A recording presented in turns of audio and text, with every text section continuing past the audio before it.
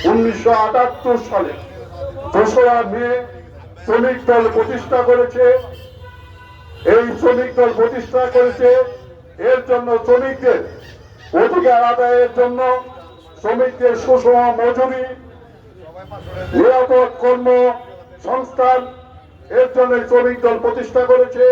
সংগ্রামী সাথী ভাইরা, আজকে আমাদের জনাব প্রধানমন্ত্রী তারেক রহমান বলেছে, কাজ করব দেশ গড়ব, সবার আগে আমাদের বাংলাদেশ করব, কাজ করব দেশ, সবার আগে বাংলাদেশ।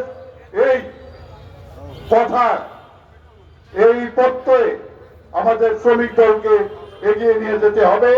আমরা যারা ঐক্যবদ্ধভাবে, আমরা অ্যাডভোকেট ওয়ারেস আলী মামুনের নেতৃত্বে শ্রমিক দল ঐক্যবদ্ধ, সবাইকে যারা শ্রমিক দলের প্রতিষ্ঠা বার্ষিকীতে আপনাদের শ্রমিক দলের প্রতিষ্ঠানে আপনাদের সংগ্রামী শুভেচ্ছা জানিয়ে আমার সংক্ষিপ্ত বক্তব্য শেষ করছি। সবাইকে ধন্যবাদ। আসসালামু আলাইকুম।